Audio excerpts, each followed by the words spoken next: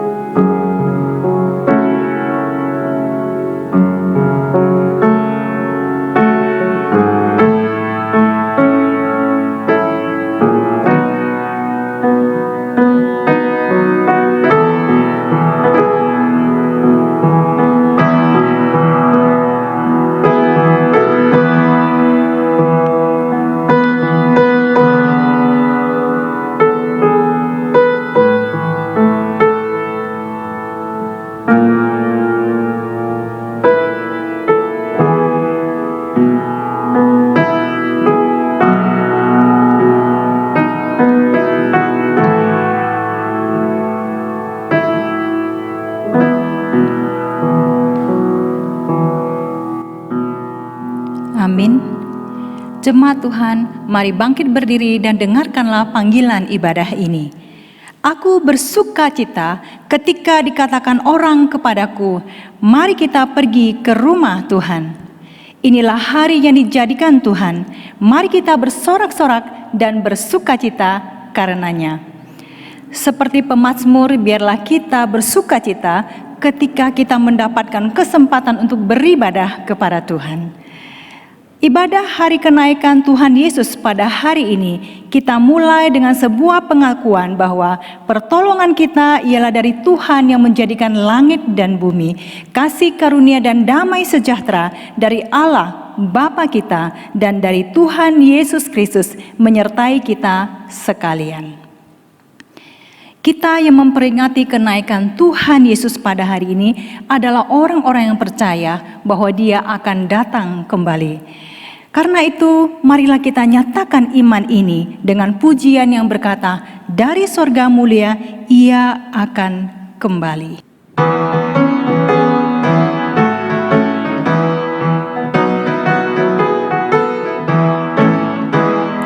Dari surga mulia Ia akan kembali, suara dendang lonceng berbunyi.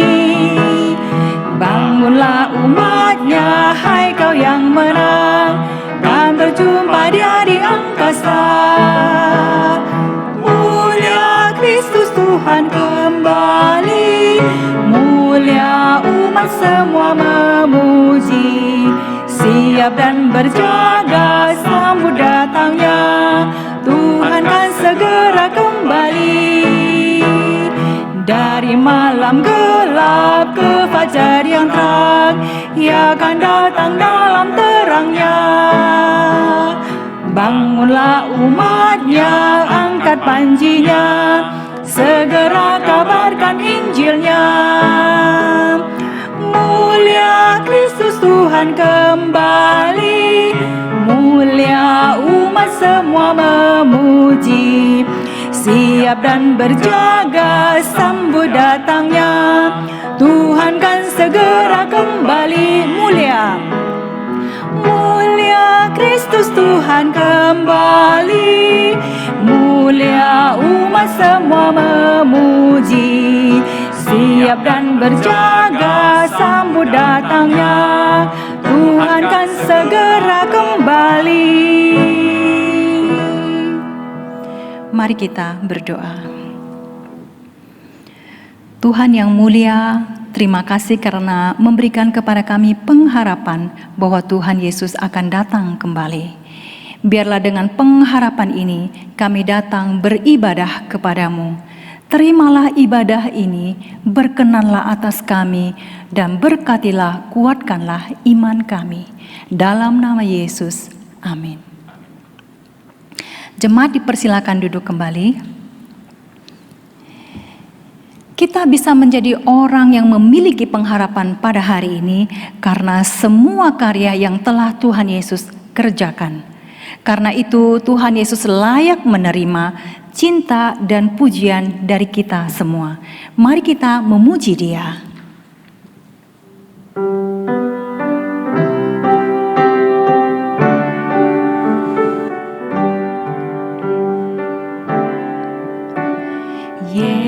Yesus, ku cinta Kau, ku tinggikan, ku agungkan.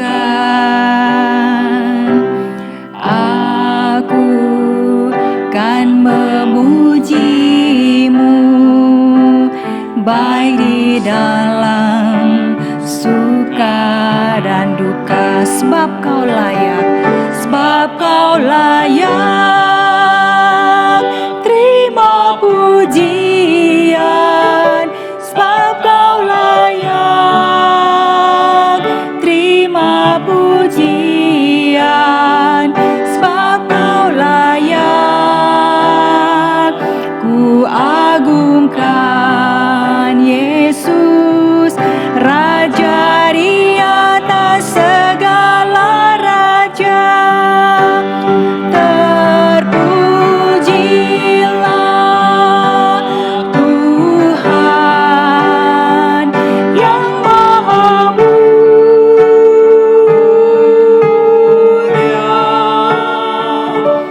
Kemuliaan-Mu di tempat maha tinggi. Terpujilah Tuhan. Terpujilah Tuhan yang Maha Mulia.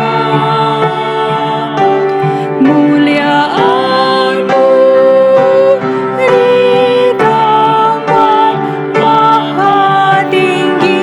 Katakan, sebab Kau layak terima pujian, sebab Kau layak terima pujian, sebab Kau layak terima pujian, sebab Kau layak. Ku agungkan Yesus, Raja di atas segala raja.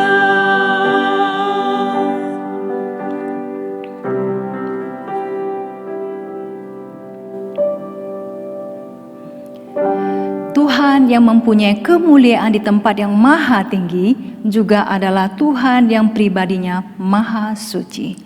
Kita yang beribadah kepadanya harus menyucikan hati kita.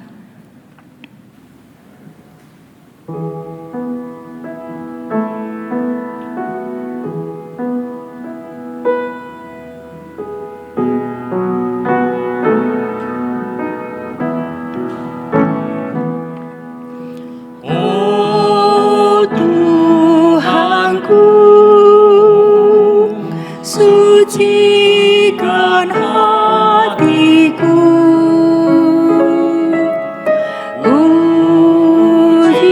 Ujilah hati dan pikiranku.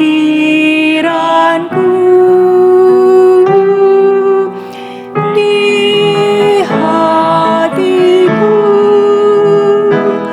tersimpan yang jahat. Sucikanku dan membebaskanku. Oh Tuhanku, hapuslah dosaku. Dengan firman-Mu menyucikanku, dan api-Mu bakarlah aibku. Ku ingin dapat memuliakan-Mu. Mari kita ambil waktu sejenak untuk memeriksa hati kita masing-masing di hadapan Tuhan yang Maha Suci. Biarlah kita memohon penyuciannya dan pembaharuan darinya.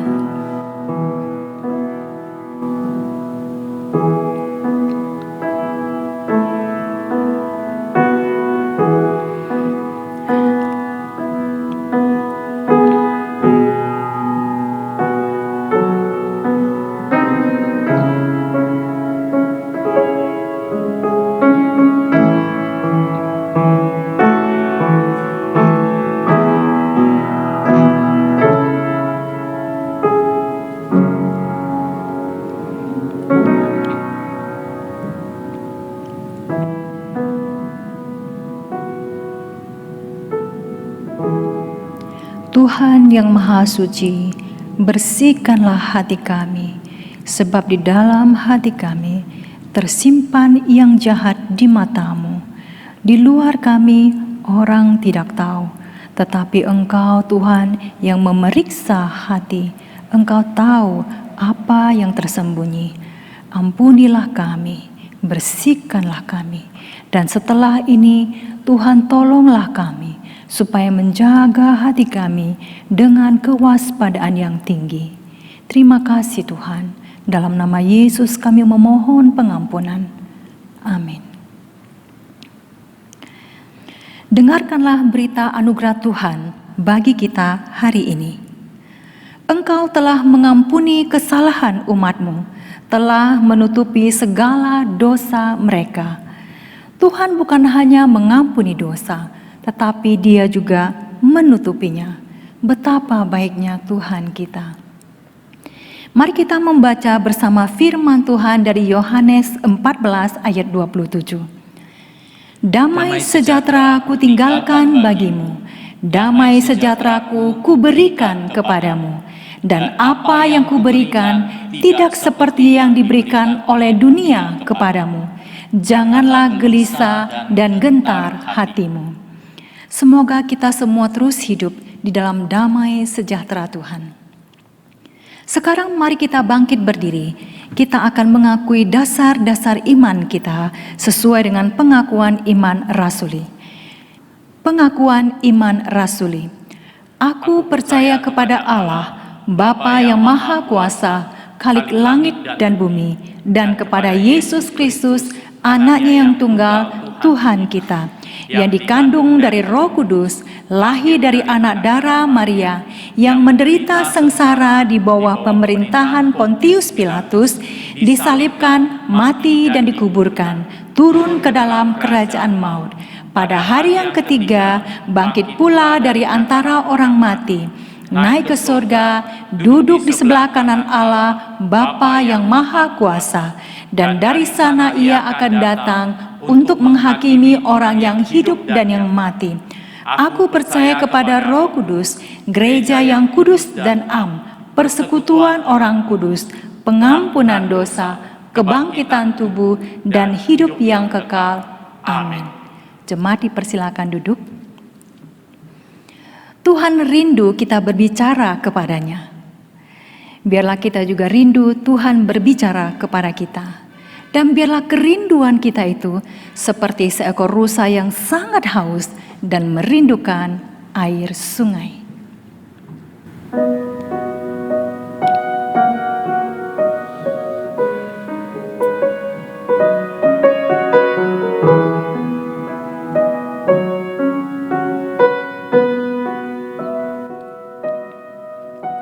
Seperti rusa rindu sungaimu, jiwaku rindu Engkau. Kaulah Tuhan hasrat hatiku, ku rindu menyembah-Mu.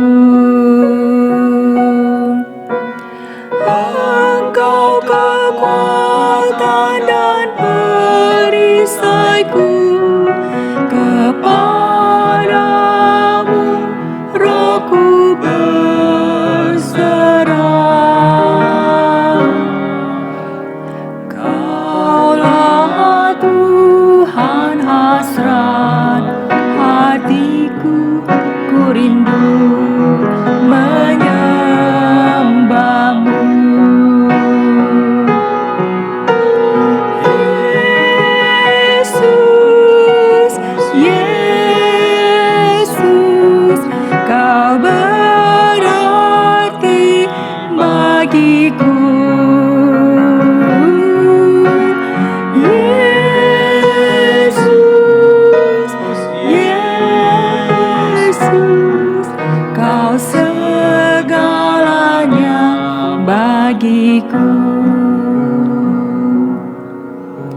firman Tuhan akan disampaikan oleh Pendeta He Ingjie. Selamat pagi Bapak Ibu dan saudara-saudari yang dikasihi Tuhan. Kita boleh bersama-sama kembali datang untuk belajar firman-Nya. Mari kita mengambil waktu untuk memohon Tuhan yang memberikan kepada kita apa yang menjadi sabdanya. Kita berdoa. Bapa kami yang di surga, terima kasih dan bersyukur kepadamu. Hari ini kami boleh kembali memperingati bahwa Engkau yang pernah datang ke dunia ini, mati bagi kami dan bangkit bagi kami. Bahkan Engkau naik kembali ke surga, tempat di mana Engkau datang. Dan itu merupakan sebuah sukacita, walaupun kami ditinggalkan. Kami boleh semakin yakin bahwa Engkau Allah yang datang dari surga. Saat ini kami hendak belajar kebenaran firman-Mu. Mohon Engkau yang menolong kami mengerti akan janji-Mu. Kami berdoa, kami mohon penyertaan dalam nama Yesus Kristus. Amin. Bapak Ibu sekalian, pertama-tama saya mengucapkan selamat memperingati kenaikan Tuhan Yesus ke surga. Hari ini kita boleh bersama-sama bersukacita, terlebih mengingat Kristus yang naik ke surga. Kita mau belajar satu bagian firman Tuhan. Mari kita membuka Alkitab kita. Kita membuka Kisah Para Rasul. Kita akan membaca ayat yang pertama sampai ayat yang ke-14.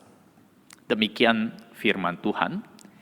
Kisah Para Rasul pasal yang pertama, ayat pertama sampai ayat yang ke-14.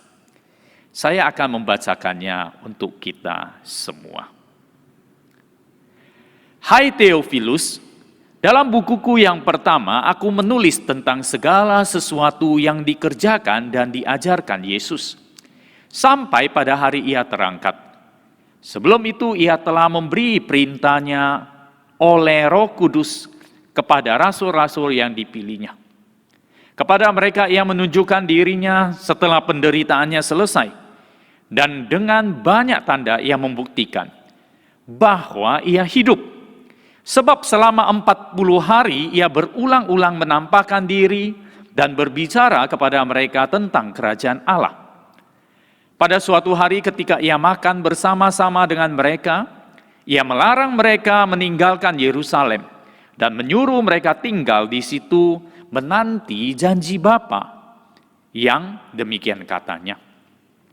Telah kamu dengar daripadaku, sebab Yohanes membaptis dengan air, tetapi tidak lama lagi kamu akan dibaptis dengan Roh Kudus. Maka bertanyalah mereka yang berkumpul di situ, Tuhan, maukah Engkau pada masa ini memulihkan kerajaan bagi Israel? Jawabnya, Engkau tidak perlu mengetahui masa dan waktu yang ditetapkan Bapa sendiri menurut kuasanya. Tetapi kamu akan menerima kuasa kalau Roh Kudus turun ke atas kamu, dan kamu akan menjadi saksiku di Yerusalem dan di seluruh Yudea dan Samaria dan sampai ke ujung bumi. Sesudah Ia mengatakan demikian, terangkatlah Ia disaksikan oleh mereka, dan awan menutupnya dalam pandangan mereka.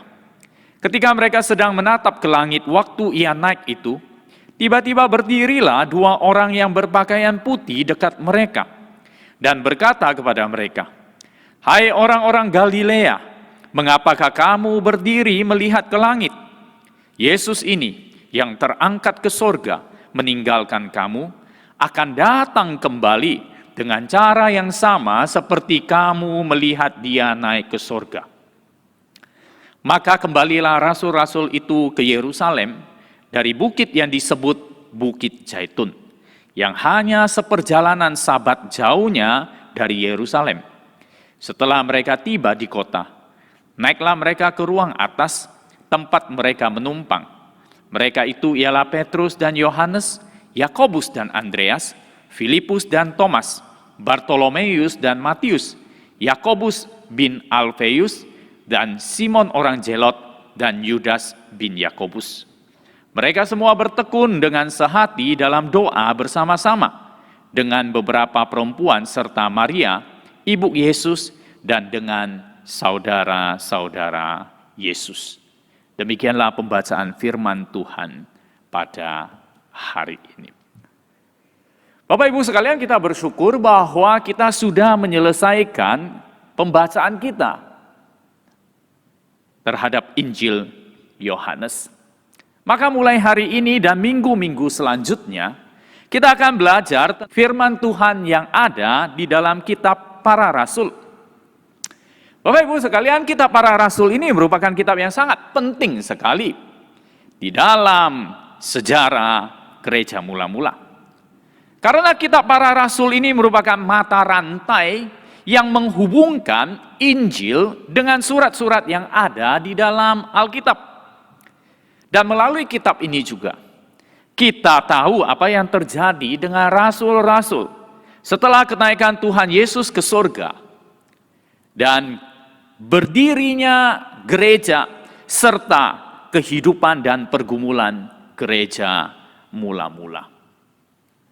Di dalam kitab Para Rasul ini, kita melihat kitab ini ditulis dengan tujuan kepada Theophilus. Jelas sekali penulis kitab mengatakan bahwa apa yang dia tulis adalah untuk melanjutkan berita tentang apa yang Tuhan Yesus kerjakan.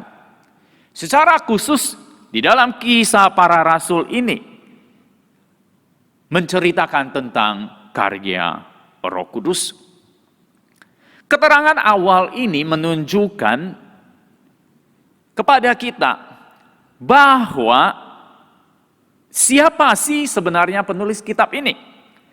Kalau kita mengingat di dalam Injil Lukas, maka kita tahu tujuan surat ini kepada orang yang sama.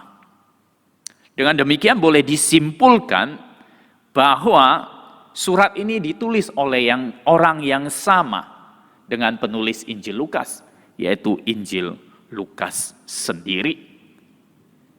Lukas mengawali bagian dari kitab Kisah Para Rasul ini dengan penampakan Tuhan Yesus kepada murid-muridnya setelah kebangkitannya. Jelas sekali, Lukas mengatakan bahwa tujuan dari penampakan itu adalah untuk membuktikan Yesus itu benar-benar bangkit dari orang mati. Selama 40 hari, dia berulang-ulang menampakkan diri dan berbicara, mengajar tentang kerajaan Allah dan kemuliaannya. Dia bukan hanya sekali, 2 kali saja menampakkan diri, tetapi berkali-kali. Dengan kenyataan ini, maka itu menguatkan hati murid-muridnya dan membuat orang-orang yang tidak percaya tidak bisa menyangkal akan kebangkitannya. Kalau kita hanya menemukan kubur yang kosong dan itu sebagai bukti kebangkitan, maka orang-orang akan menggunakannya sebagai alasan bahwa tidak ada petunjuk nyata tentang Kristus yang bangkit. Mereka bisa saja mengatakan bahwa tubuhnya itu dicuri, lalu tubuhnya itu disembunyikan. Atau ketika murid-murid bersaksi bahwa mereka bertemu Tuhan Yesus, orang-orang bisa mengatakan mereka hanya berhalusinasi. Namun dengan apa yang tercatat di dalam Kisah Para Rasul, jelas sekali Tuhan Yesus benar-benar bangkit dari kematian. Dan itu dinyatakan dengan penampakannya berulang-ulang kali. Bukan di 1 orang atau 2 orang, tetapi banyak orang. Inilah yang menjadi titik iman, di mana murid-murid yakin sekali Kristus sudah bangkit. dan menjadi pengharapan bagi mereka dan bagi kita orang-orang percaya akan keselamatan yang disampaikannya. Setelah tiba waktunya, maksudnya setelah 40 hari, maka Tuhan Yesus pun naik ke surga seperti yang kita peringati pada hari ini. Memperingati kenaikan Kristus ke surga seperti kita memperingati seseorang yang sangat penting di dalam hidup kita, yang sangat berpengaruh di dalam hidup kita, yang menjadi harapan bagi kita, dan dia pergi meninggalkan kita dengan sebuah janji, dia akan kembali. Bapak Ibu sekalian, peristiwa kenaikan Tuhan Yesus itu sangat penting sekali. Ketika dia mati dan bangkit, itu menunjukkan bahwa kita akan mengalami kebangkitan. Dan ketika Kristus naik ke surga, itu menunjukkan kepada kita juga pengharapan akan kebenaran bahwa Kristus berasal dari surga dan kita juga akan mendapatkannya seperti yang dia janjikan. Berbeda dengan waktu Tuhan Yesus bangkit, murid-murid tidak melihat bagaimana ia bangkit dari kematian. Mereka hanya tahu, melihat Yesus benar-benar bangkit. Namun ketika Yesus naik ke surga, mereka benar-benar nyata melihatnya. Dengan demikian, mereka betul-betul bisa yakin bahwa Yesus ada di surga. Keyakinan inilah yang memberikan pengharapan bahwa kita memiliki tempat. Dunia ini hanya sementara, tetapi kita memiliki tempat, yaitu tempat yang kekal. Seperti yang Paulus katakan, ketika kita beriman kepada Kristus, kita disatukan dengan kematiannya, dan kita juga disatukan dengan kebangkitannya. Dan kebangkitannya bukan sementara, tetapi kebangkitan yang kekal. Di dalam firman Tuhan, ketika Tuhan Yesus hendak naik ke surga, maka Tuhan Yesus meminta murid-muridnya untuk menanti. Di dalam Kisah Para Rasul pasal yang pertama, ayat yang keempat sampai ayat yang ketujuh mengatakan demikian. Pada suatu hari ketika ia makan bersama-sama dengan mereka, ia melarang mereka meninggalkan Yerusalem dan menyuruh mereka tinggal di situ menantikan janji Bapa. Yang demikian katanya, telah kamu dengar daripadaku, sebab Yohanes membaptis dengan air, tetapi tidak lama lagi kamu akan dibaptis dengan Roh Kudus. Maka bertanyalah mereka yang berkumpul di situ, Tuhan, maukah engkau pada masa ini memulihkan kerajaan bagi Israel? Jawabnya, engkau tidak perlu mengetahui masa dan waktu yang ditetapkan Bapa sendiri menurut kuasanya. Tuhan Yesus menyuruh murid-muridnya menanti. Dan di dalam bagian ini kita melihat ada dua hal yang harus dinantikan oleh murid-muridnya. Yang pertama adalah menanti turunnya Roh Kudus. Jelas sekali di dalam ayat yang keempat dan ayat yang kelima. Tuhan Yesus mengatakan kalian harus tinggal di situ dan menanti janji Bapa, yaitu kamu akan dibaptis dengan Roh Kudus. Bapak Ibu sekalian, pencurahan Roh Kudus merupakan janji yang sangat penting. Di dalam Yohanes pasal 14 ayat 16 sampai 17, Tuhan Yesus sudah mengatakan kepada murid-muridnya bahwa dia akan pergi meninggalkan mereka. Dan dia berjanji bahwa akan ada seorang penolong, seorang pembela, seorang penghibur yang akan dia utus kepada murid-muridnya. Penolong penghibur itu adalah Roh Kudus. Penolong dan penghibur itu bukan sosok manusia, bukan nabi, bukan rasul. Penolong ini adalah roh yang Allah kirimkan secara khusus untuk menyertai murid-muridnya. Roh Kudus itulah yang bersama dengan murid-muridnya. Kehadiran Roh Kudus itulah yang memberikan kuasa. Tanpa Roh Kudus, maka murid-murid itu tidak memiliki kuasa apa-apa. Hal ini nyata, Bapak. Ketika kita melihat apa yang terjadi setelah Roh Kudus turun ke atas murid-muridnya. Murid-murid mereka melakukan segala sesuatu dengan keberanian. Hasil pelayanan mereka itu nyata, bukan hasil karya manusia. Itu karena kuasa Roh Kudus. Roh kebenaran, Roh Allah, Roh Kudus tinggal di dalam hati murid-murid Tuhan Yesus. Tetapi waktu itu mereka menunggu turunnya Roh Kudus. Dan Roh Kudus itu turun setelah 10 hari pada saat hari Pentakosta. Dan murid-murid itu menyatakan kuasa Roh Kudus itu. Lalu yang menjadi pertanyaan, apakah kita juga menunggu Roh Kudus? Apakah kita sekarang ini juga perlu menunggu Roh Kudus? Bapak Ibu sekalian, apabila kita perhatikan di dalam Perjanjian Lama, Roh Allah, Roh Kudus memang dapat tinggal di dalam seseorang dan juga bisa meninggalkan seseorang.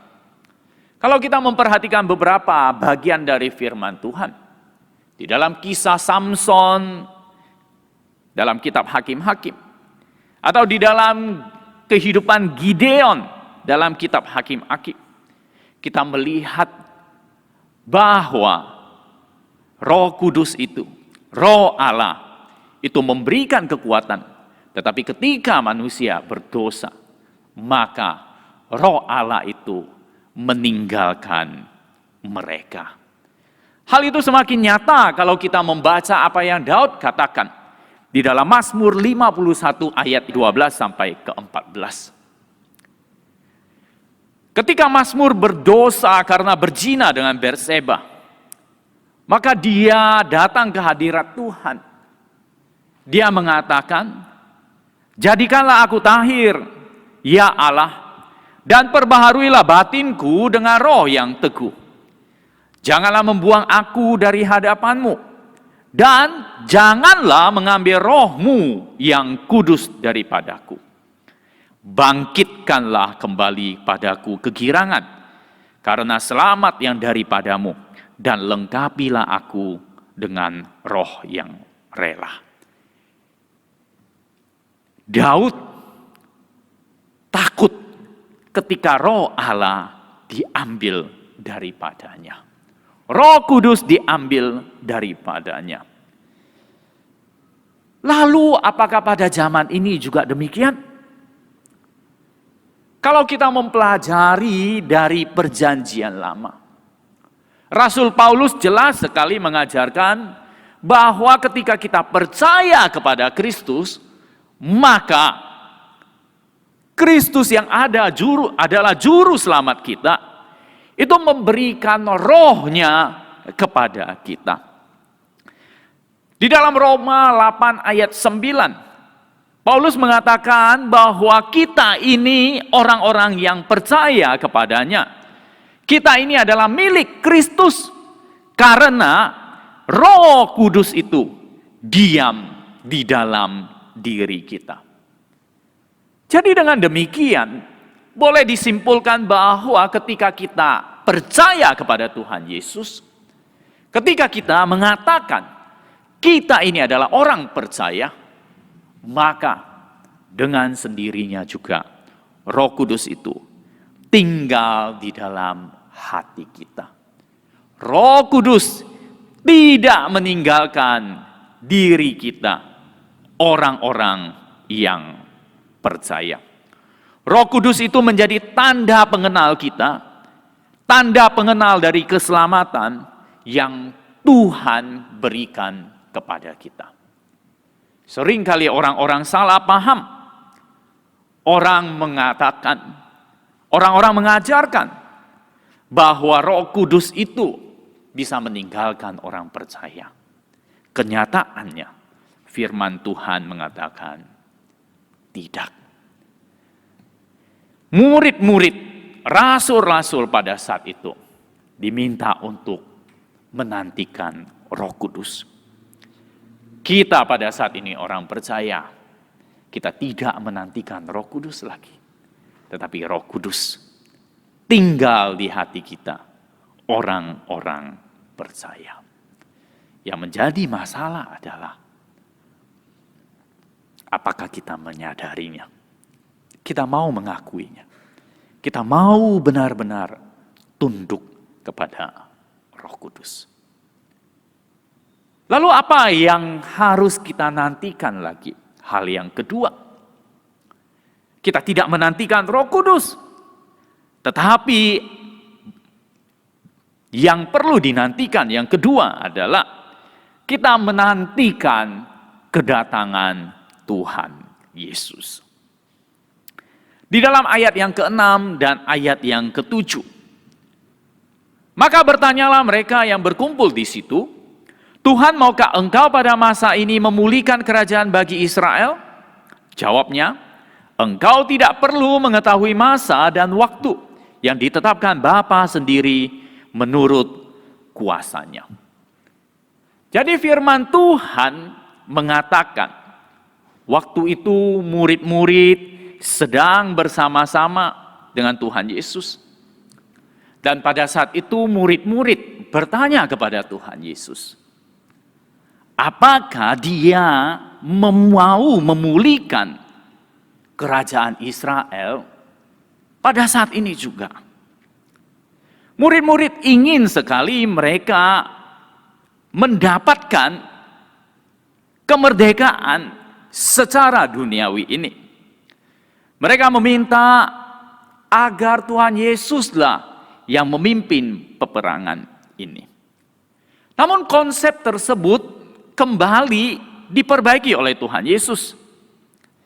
Tuhan Yesus mengatakan bukan kerajaan Israel secara jasmani yang akan dia tegakkan. Tetapi dia mengatakan bahwa engkau harus menjadi saksi, memberitakan Injil, bukan hanya di Yerusalem.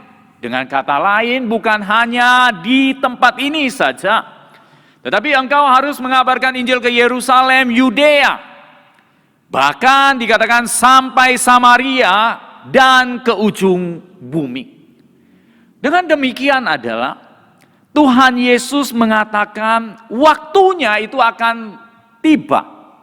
Tetapi sesuai dengan kehendak Bapa.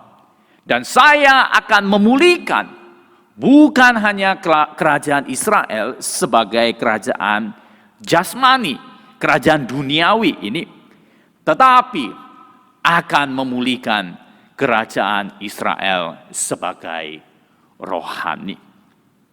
Tuhan Yesus mengatakan engkau harus menyampaikan bahwa kerajaan itu dibangun dengan cara memberitakan Injil.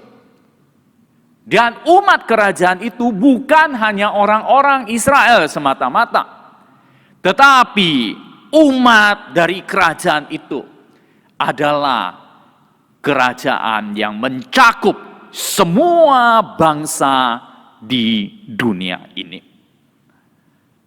Yesus Kristus mengatakan kerajaan Allah akan digenapkan, bukan kerajaan yang bersifat jasmani atau duniawi.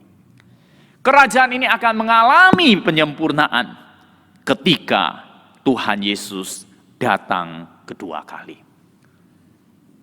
Bapak Ibu sekalian, menanti turunnya Roh Kudus. Kita tidak menanti lagi. Karena Roh Kudus sudah ada di dalam hati orang percaya. Kita menanti saat ini adalah menanti penggenapan kerajaan Allah. Menanti datangnya Tuhan Yesus ke dunia ini. Menanti memang bukan hal yang mudah. Menanti akan terasa membosankan sekali. Apalagi kita tidak mengerjakan apa-apa. Namun, ketika kita menanti, maka kita harus yakin sekali, harus memiliki kepercayaan kepada orang yang kita nantikan. Apakah dia memiliki nilai yang pantas untuk kita percayai, sehingga kita boleh tetap setia menanti. Menanti juga membutuhkan kesabaran. Kita harus benar-benar bertekad untuk terus menanti sampai waktunya tiba. Namun, menanti bukan berarti tidak melakukan apa-apa. Bapak Ibu sekalian, ketika kita memperhatikan apa yang rasul-rasul itu lakukan, murid-murid lakukan. Ketika Tuhan meminta mereka menanti, maka jelas sekali mereka itu bersama-sama bertekun di dalam doa. Mereka benar-benar bersama-sama menanti dengan berdoa. Tetapi apakah berdoa itu cukup? Tidak, Bapak Ibu sekalian. Tuhan Yesus jelas mengatakan waktunya akan tiba. Tetapi kamu lakukanlah tugasmu. Kamu akan menerima kuasa kalau Roh Kudus turun ke atas kamu. Dan kamu akan menjadi saksiku di Yerusalem dan di seluruh Yudea dan Samaria dan sampai ke ujung bumi. Bapak Ibu sekalian, Roh Kudus ada di dalam kita. Dan itu ditunjukkan dengan kesaksian kita. Bagaimana dengan kehidupan kita? Itu menjadi pertanyaan bagi kita. Kalau kita yakin Roh Kudus ada, maka hidupmu akan berubah dan engkau akan menjadi saksi. Engkau berubah bukan karena kehebatanmu, tetapi karena kuasa Roh Kudus yang ada di dalam hatimu. Ketika engkau tidak menjadi saksi, ketika engkau tidak melakukan peranmu, fungsimu, tanggung jawabmu sebagai saksi Kristus, maka engkau harus bertanya, apakah benar bahwa engkau orang yang percaya kepada Kristus. Ketika engkau menjalani hidupmu dengan tidak setia kepada Tuhan,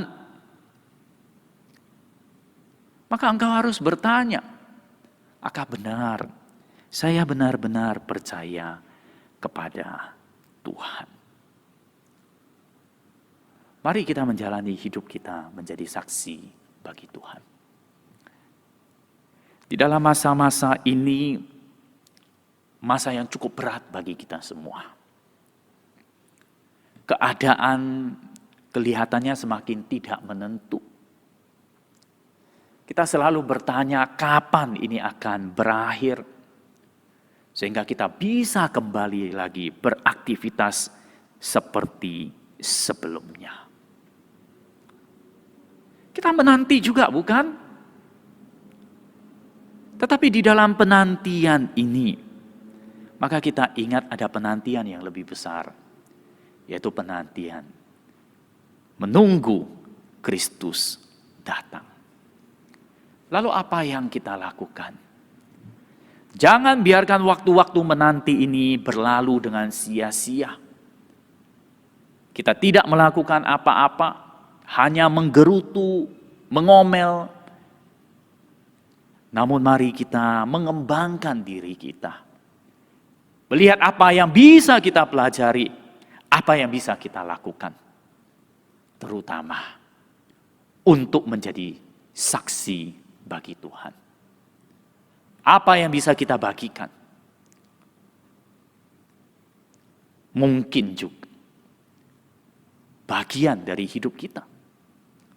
Maupun kita boleh membagikan kebenaran firman Tuhan bagi orang-orang di sekeliling kita. Mari kita kembali mengingat Tuhan meminta kita menanti. Nantilah dengan melakukan apa yang Tuhan inginkan. Amin. Kita berdoa. Bapa kami yang di surga, terima kasih dan bersyukur kepadamu. Hari ini kembali kami boleh bersama-sama mengingat bahwa kami mempunyai pengharapan. Pengharapan yang sejati, pengharapan yang kekal, yang diberikan oleh Engkau yang datang dari surga. Karena itu Tuhan, berilah ketaatan kepada kami dalam menjalani pengharapan ini. Kami mau tetap setia. Kami yakin bahwa Roh Kudus beserta dengan kami. Sehingga di dalam hidup kami harus tetap berkarya. Kami harus tetap mengabarkan Injil-Mu. Tuhan, di dalam masa-masa sulit ini, jangan biarkan kami tidak melakukan apa-apa. Jangan biarkan kami melewatinya dengan sia-sia. Tetapi tolong kami untuk melakukan hal-hal yang Engkau perintahkan. Menjadi saksi-Mu. Tolong kami melakukan apa yang ada di depan kami yang dapat kami kerjakan. Khususnya menceritakan akan kebangkitan-Mu dan menceritakan Engkau Allah yang datang dari surga dan memberikan kami janji keselamatan. Terima kasih Tuhan. Kami berdoa dalam nama Tuhan Yesus Kristus. Amin.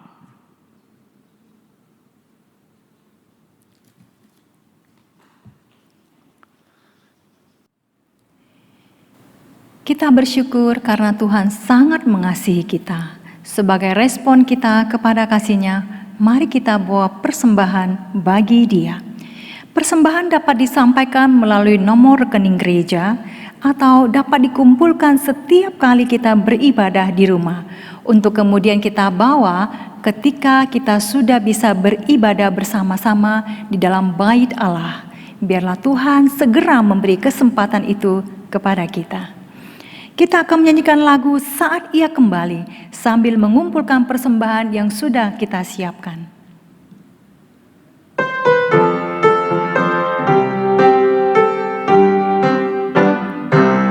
Semua anak akan dipanggil saat Ia kembali, dan miliknya yang terhindar dikasihinya.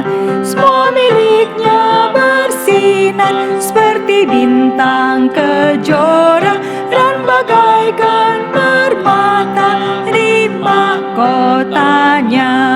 Semua miliknya akan dibawa saat Ia kembali, dan miliknya yang termanis dikasihinya. Semua miliknya bersinar sebagai bintang kejora dan bagaikan permata di mahkotanya.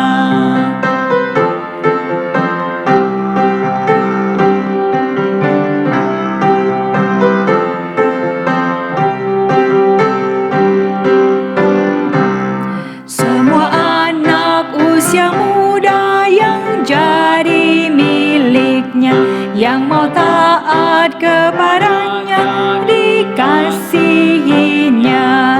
Semua miliknya bersinar seperti bintang kejora dan bagaikan permata di mahkotanya. Mari kita berdiri dan kita berdoa bersama-sama. Tuhan, Engkau sudah memberikan kepada kami banyak hal yang indah dan baik, termasuk anak-Mu sendiri. Karena itu ajarlah kami juga untuk memberi yang terbaik apa yang sudah Engkau berikan kepada kami. Terimalah persembahan kami ini dan berkenanlah atas kami. Tuhan, kami saat ini juga berdoa untuk semua orang-orang percaya. Biarlah di hari peringatan kenaikan Tuhan Yesus ini, semua anak Tuhan semakin kuat memegang pengharapan di dalam Tuhan.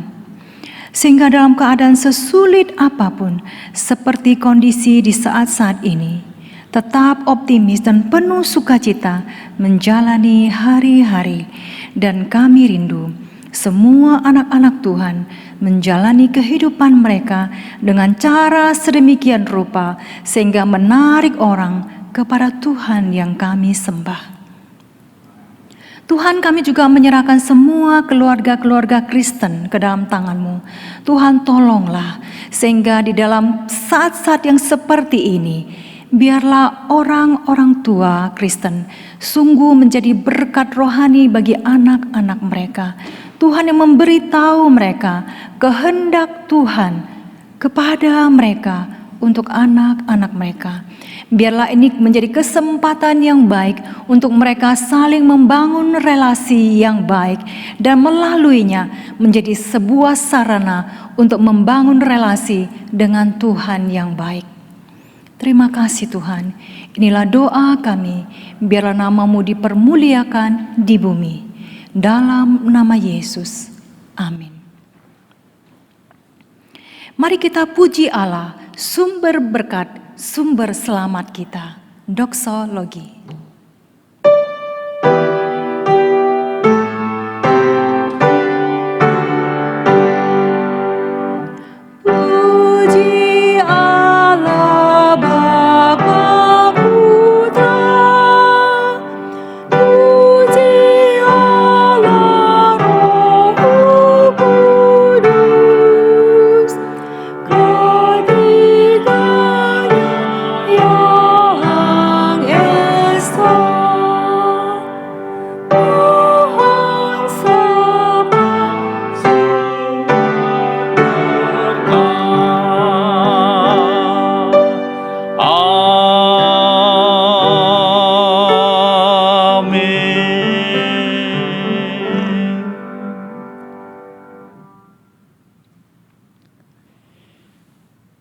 Kiranya kasih karunia dari Allah Bapa, anugerah dari Tuhan Yesus Kristus, pimpinan, penyertaan, dan persekutuan dengan Allah Roh Kudus, itu yang akan memberi engkau pengharapan, sehingga di dalam penantian akan kedatangan Tuhan Yesus, setiap engkau akan setia melakukan apa yang Tuhan inginkan, menjadi saksinya mulai saat ini sampai kita bertemu dengan Tuhan.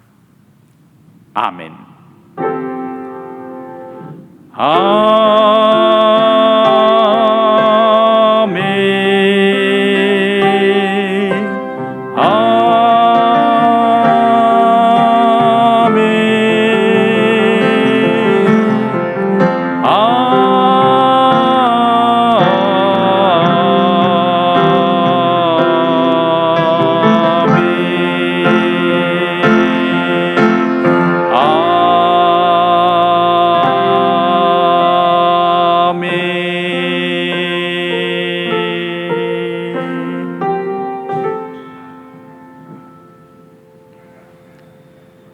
Saat teduh, Tuhan memberkati. Sampai ketemu di ibadah Minggu.